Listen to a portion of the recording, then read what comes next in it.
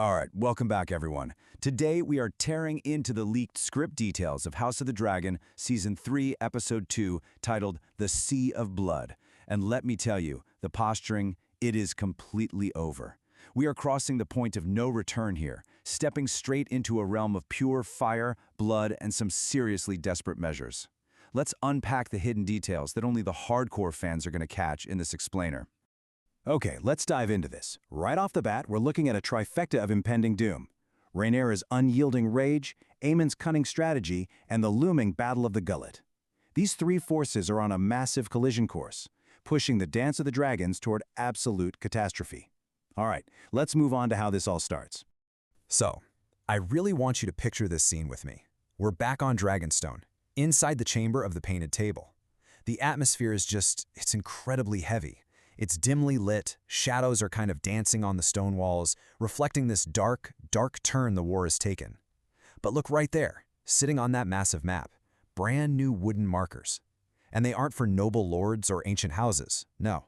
These markers represent Hugh Hammer and Ulf the White, the dragon seats. The text describes Rhaenyra standing over this table looking utterly drained by the war, but her eyes, they are just burning with this fierce, unmistakable rage. It's brilliant visual storytelling, honestly, because just seeing those unproven markers on that sacred table tells us that the old rules of Targaryen supremacy are literally being thrown out the window.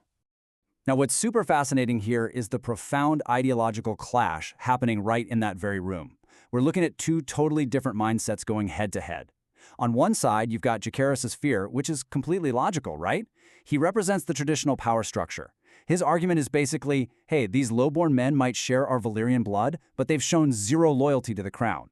But then on the flip side, you have Rhaenyra's pure, desperate pragmatism. She just doesn't have the luxury of tradition anymore. She knows they need every single weapon available to save something way bigger than her own pride.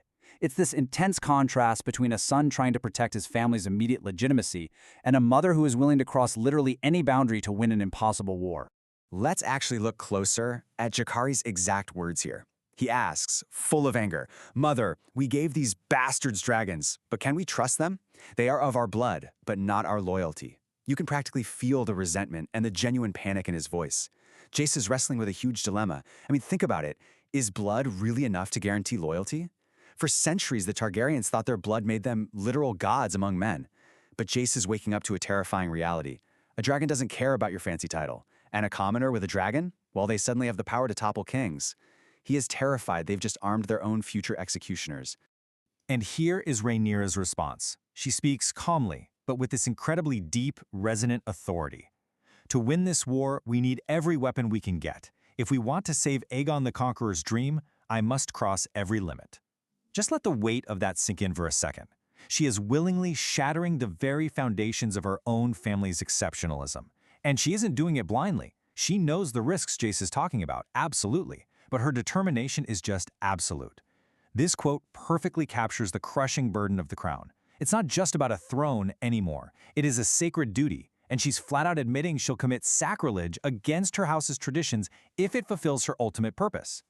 So to really get this, we have to understand why she's doing this. It all circles back to Aegon the Conqueror's dream, the Song of Ice and Fire. Rhaenyra's micro-decision in this room, letting lowborn bastards claim dragons, is directly fueled by the massive macro stakes of that ancient prophecy. She truly believes that if her bloodline falls, the whole realm is defenseless against the darkness up north. This isn't just some petty war for a pointy chair. To her, it's a war for the survival of humanity itself. When you look at her actions through the lens of Aegon's dream, giving dragons to guys like Hugh and Ulf isn't just a desperate military move. It's a terrifying, holy mandate that forces her to abandon all caution. Now, let's see how this builds. Because just as this intense argument between mother and son peaks, the dynamic shifts entirely. Imagine the scene. From the dark corners of the chamber, Mysaria silently emerges from the shadows, the White Worm, the Whisperer. Her sudden arrival into this incredibly private, high-stakes conversation is just so Machiavellian.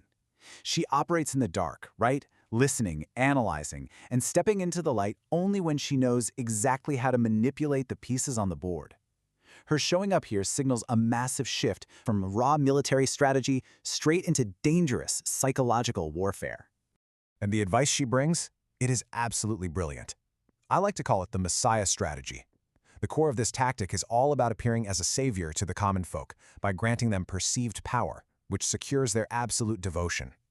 Mysaria understands something that the High Lords of Westeros almost always forget. The small folk are the actual engine of the realm. If you can make them feel seen, if you make them feel powerful, they will fight for you with a religious fervor that no paid army could ever match. It's an incredibly shrewd, Chanakya-style piece of political maneuvering. Take a look at exactly what Mysaria tells Rhaenyra here. Commoners always bow to the one who gives them power, my queen.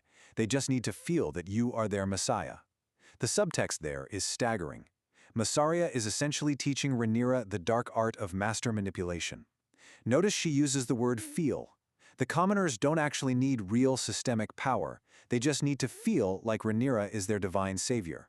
By elevating men like Hugh and Ulf, Rhaenyra is sending this massive psychological message to every peasant in King's Landing and beyond. I am the queen who elevates the lowborn. I am your deliverer. It's the total weaponization of public perception, tailored perfectly for the impending slaughter. Which brings us to the ultimate question of this whole explainer. Will Rhaenyra's extreme decision, leaning into this Messiah strategy and handing literal weapons of mass destruction to commoners, will it actually save Aegon's dream? Or is she planting the very seeds that will destroy the Targaryen dynasty from the inside out? The tension is incredible. The stakes have literally never been higher, and this episode is shaping up to be an absolute turning point in Westerosi history. Keep this breakdown in mind as you watch, because the groundwork for a literal sea of blood has firmly been laid. Thanks so much for joining me on this deep dive, and as always, keep your eyes on the skies.